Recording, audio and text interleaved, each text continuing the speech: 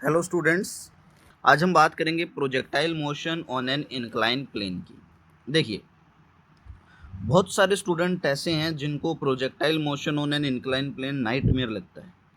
लेकिन अगर आप लोगों ने स्टार्टिंग से काइनेमेटिक्स को सीरियसली लिया है, जो बातें बताई हैं उनको सीरियसली किया है,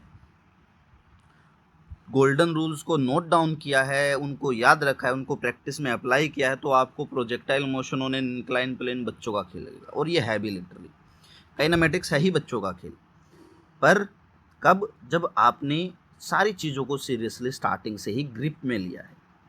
फिजिक्स में 5-7 बातें हैं जो बार बार आएंगी, इसके अलावा कुछ नया नहीं आना है। पर बात यह है कि आप उन 5-7 बातों को कितना सीरियसली सुनते हो, अप्लाई करते हो। अब देखो, पहले हम projectile motion on an incline plane देखते हैं। इंक्लाइन प्लेन का मतलब है, देखो मान लो ये मेरा हॉरिजॉन्टल ग्राउंड है, इसके साथ ये कोई मेरा एक्स वाई प्लेन है, किसी एंगल मान लो थीटा पे, अल्फा पे, किसी पे भी मान लो, बीटा पे। अब लेट अस सपोज यहाँ पर कोई पर्सन खड़ा हुआ है और उसने यहाँ से एक बॉल जो है फेंक दी ऐसे यहाँ पर। अब अगर आप देखोगे तो ये बॉल मान लो यू वेलोसिटी से फेंकी, मैंने कह दिया इस इंक्लाइन प्लेन के साथ किसी एंगल बीटा पे फेंकी। अब अगर आप देखोगे यहाँ पर तो जो प्रोजेक्टाइल मोशन है वो इस हॉरिजॉन्टल पे नहीं हो रहा है, जैसा हमने कल देखा था। कल हमने क्या देखा था? कल हमने देखा था कि मान लीजिए मेरे पास में यहाँ से हमने बॉल फेंकी और ये यहाँ चली गई थी। कल ये सिनेरियो देखा था। पर आज ऐसा कुछ नहीं है, ठीक है ना। आज ये इंक्लाइन प्लेन के ऊपर है ऐसे।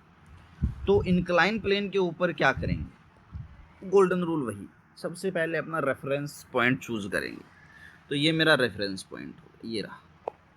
अब इसके एक्स वाई कोऑर्डिनेट, तो मैं इस क्या करता हूँ, मैं इस प्रॉब्लम को आसान बना देता हूँ। मैं इस इंक्लाइन प्लेन को एक्स कोऑर्डिनेट पे मान लेता हूँ और इसके परपेंडिकुलर में मेरा वाई कोऑर्डिनेट मान लेता हूँ। अब मैं इसको एक अलग डायग्राम में यहाँ लिख देता हूँ। देखो, जिसको ये बात समझ में आ गई, समझो प्रोजेक्टाइल ऑन इंक्लाइन प्लेन समझो। ये एक्स हो गया और ये वाई हो गया, ठीक है ना। और मैंने क्या किया, इस एक्स पे यहाँ से एक बॉल फेंकी और ये गई ऐसे। ये देखो, एक्स पे ऐसे बॉल फेंकी और ये ऐसे चली गई। कितने एंगल पर फेंकी? एक्स पे, बीटा एंगल पे। कितनी वेलोसिटी से फेंकी? यू वेलोसिटी से। अब इसको भूलो एक सेकंड के लिए, इस साइड वाले प्लेन को इसको भूल जाओ एक सेकंड के लिए। अब यहाँ देखो, क्या ये प्रोजेक्टाइल मोशन नहीं बना आपका? आप कहेंगे यस सर बन गया। तो कैसे करते थे प्रोजेक्टाइल मोशन को सोल्व? कि दो टुकड़े तोड़ देते थे, इधर हमारा यू कोस बीटा आ जाता था और इधर हमारा यू साइन बीटा आ जाता था। एक्सेलरेशन कहाँ होता था? आप कहते थे सर इधर हो जाता था जी। बस यहीं पर अब थोड़ा सा ग्लिच है, एक्सेलरेशन इधर नीचे की तरफ जी नहीं होगा। अब हमें देखना यह है कि एक्सेलरेशन क्या होगा। चलो जरा देखते हैं। अब देखो, रियल में तो ग्राउंड मेरा ये है और हमें पता है ग्राउंड पर एक्सेलरेशन क्या होता है, वर्टिकली डाउनवर्ड। ये हो गया जी। अब मुझे इस प्लेन पर अगर मैं देखूँ तो ये एक्सेलरेशन देखो कितने डायमेंशन में जा रहा है, 2 डायमेंशन में जा रहा है। इसका कुछ टुकड़ा एक्स पे भी है, कुछ टुकड़ा वाई पर भी। अब चलो जरा देखते हैं कौन सा टुकड़ा एक्स पर है और कौन सा टुकड़ा वाई पर है। तो मैं क्या करता हूँ, यहाँ पर इस प्लेन का इस पॉइंट के ऊपर मैं क्या कर लेता हूँ, एक परपेंडिकुलर ड्रॉ कर लेता हूँ। ये रहा परपेंडिकुलर वाई, ठीक है ना। ये एक्स वाई यहाँ बना दिए मैंने। अब देखो, ये अल्फा है, ये 90 डिग्री है जी, तो 90 डिग्री बनाते तो ये क्या बनेगा, 90 माइनस अल्फा। तो ये कितना बनेगा? आप कहेंगे सर अल्फा। बना दिया फिर हमने अल्फा, ठीक है ना। अब चलो जरा देखते हैं। अब देखो, मेरा जी है, ये जी मेरा 2 डायमेंशन में है। इस तरफ तो हो गया मेरा वाई और इस तरफ मेरा क्या हो गया, एक्स। चलो जी को तोड़ता हूँ, ये अल्फा है, थीटा मान लो इसको, तो थीटा के पड़ोस में क्या आ जाएगा, कोस। तो वाई कंपोनेंट क्या आ जाएगा जी का, जी कोस अल्फा। और ये एक्स कंपोनेंट क्या आ जाएगा मेरा जी का, जी साइन अल्फा, ठीक है ना। अब यहाँ बना लेते हैं। चलो देखो, अब इधर मैं अगर y की बात करूँ तो y कंपोनेंट मेरा g का क्या आ जाएगा, g कोस अल्फा। और x कंपोनेंट इस डायरेक्शन में आएगा और क्या आ जाएगा, g साइन अल्फा। देख लो इसके अपोजिट डायरेक्शन में है। अगर बॉल का u कोस बीटा इधर है तो ये अपोजिट है। अब मेरी प्रॉब्लम जो है बड़ी आसान हो गई। अब प्रोजेक्टाइल मोशन बन गया पूरा का पूरा, मुझे एक्सेलरेशन भी पता लग गया है। तो मुझे ज़रा टाइम ऑफ फ्लाइट निकालना है। अब सारी चीज़ें कल वाली लगा देते हैं। टाइम ऑफ फ्लाइट मान लो आपको निकालना है यहाँ पर, ठीक है ना। अगर आपको यहाँ पर टाइम ऑफ फ्लाइट निकालना है तो अलोंग कौन से एक्सिस के साथ डील करोगे, आप करोगे अलोंग वाई एक्सिस के साथ। टाइम ऑफ फ्लाइट क्या था, प्रोजेक्शन से लेकर के पहली बार जब ग्राउंड से हिट करे तब तक का टाइम, जितनी देर हवा में रहा है। तो यहाँ पर डिस्प्लेसमेंट कितना, आप कहेंगे सर 0 0 हैं दोनों, यहाँ पर मान लो रेंज आर होगी और ये क्या हो गया 0, तो वाई डिस्प्लेसमेंट दोनों केसेस में क्या आ गया 0। तो एस इजिकल्स टू आप क्या लगा सकते हो, velocity along Y axis into में टी प्लस में half acceleration along Y axis into में टी स्क्वायर।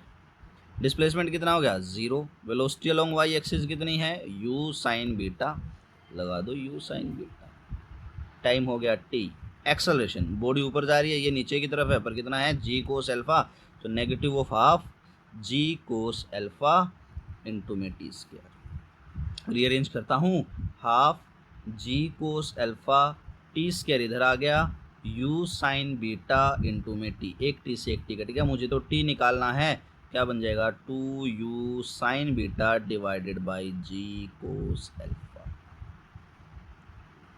आप फॉर्मूले अगर याद नहीं भी रखोगे तो काम चल जाएगा, और कॉन्सेप्ट आपको आना चाहिए कि कैसे लगाते हैं। लगा टाइम ऑफ फ्लाइट, चलो टाइम ऑफ फ्लाइट हमने निकाल दिया। मैं आपसे पूछ लूँ कि भाई टाइम ऑफ फ्लाइट तो कोई प्रॉब्लम नहीं है, मैक्सिमम हाइट बताओ कितनी होगी। अब मेरे ख्याल से आपको आइडिया लग ही गया है कि क्या करना है। मैक्सिमम हाइट कहाँ तक होगी, ये मेरी मैक्सिमम हाइट होगी जिसके ऊपर मेरी final velocity along Y axis क्या हो जाएगी 0।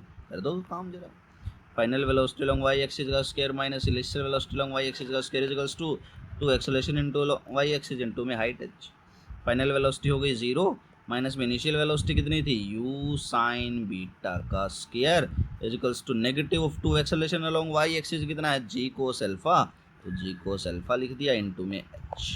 यहाँ से माइनस से माइनस कट गया, h की वैल्यू क्या बन जाएगी u square sine square beta divided by 2g cos alpha, where alpha is angle of incline plane, ये एंगल है, ठीक है ना। अब आपसे पूछी जा सकती है हॉरिजॉन्टल रेंज क्या होगी। चलो जरा हॉरिजॉन्टल रेंज निकालते हैं। आप लोग क्या करें, एक बार वीडियो को पॉज कर दें, अपने आप हॉरिजॉन्टल रेंज निकालें और फिर आकर के देखें कि आपकी मैच हुई कि नहीं हुई। ओके चलो निकाल लिया होगा, देखते हैं, आ जाओ। अब देखो हॉरिजॉन्टल रेंज क्या होगी हमारे पास में, यहाँ से यहाँ तक की रेंज होगी। अलोंग एक्स एक्सिस डील करना पड़ेगा। चलिए अलोंग एक्स एक्सिस, अब क्या होगा s is equals to U T plus half A T square. तो यहाँ से देखो horizontal range r is equals to velocity along X axis into में टाइम प्लस में half, acceleration along X axis into में टाइम का square. Time तो time of flight वाला होगा। अब देखो जब हमने प्रोजेक्टाइल मोशन किया था, जैसे मैं आपको रिमाइंड करवा देता हूँ, यहाँ पर हमारा ये जो एक्सेलरेशन था 0 था, क्योंकि ग्रेविटी तो सिर्फ वाई एक्सिस में लग रही थी। पर इस बार हमारा एक्सेलरेशन एक्स एक्सिस में 0 नहीं होगा, यहाँ कोई ना कोई एक्सेलरेशन लग रहा है। और अगर आप इस रेफरेंस पॉइंट से बात करें तो एक्सेलरेशन की डायरेक्शन है ये नेगेटिव की तरफ, तो नेगेटिव लग रहा है, ठीक है ना। तो यहाँ वैल्यू पुट कर देते हैं, horizontal range equals to U cos beta into में time of flight T minus में हाफ, एक्सेलरेशन कितना आएगा जी साइन अल्फा इंटू में टाइम ऑफ फ्लाइट टी का स्क्वायर। आप यहाँ पर अब टी की वैल्यू रख के फाइनली सोल्व कर सकते हो। मेरा सजेशन आप इतना ही रखो, टी की वैल्यू आप कोई भी क्वेश्चन अगर ऐसा आता है तो क्वेश्चन में रख देना, ठीक है, ये आपको ध्यान भी रहेगा। तो ये है आपके पास में हॉरिजॉन्टल रेंज। तो प्रोजेक्टाइल मोशन है इंक्लाइन प्लेन पे, बड़ा ही आसान है, बस आपको फंडामेंटल गोल्डन रूल आने चाहिए कि वेक्टर एक से ज़्यादा डायमेंशन में मिल गए ब्रेक कर दो, एक रेफरेंस पॉइंट लो काइनेमेटिक्स को सॉल्व करने के लिए, और बेसिक 3 इक्वेशन ऑफ काइनेमेटिक्स लगा दो। आज के लिए सिर्फ इतना ही। Thank you, have a great day ahead.